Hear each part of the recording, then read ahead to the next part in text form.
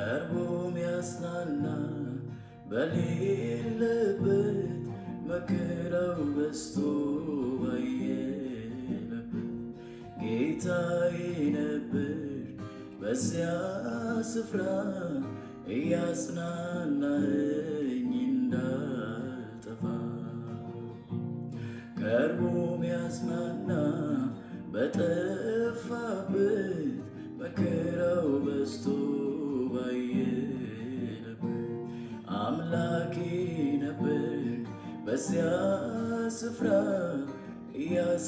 እያጽናናኸኝ እንዳልጠፋ። ግሩም አባት ነህ የምትራራ የምትረዳኝ በመከራ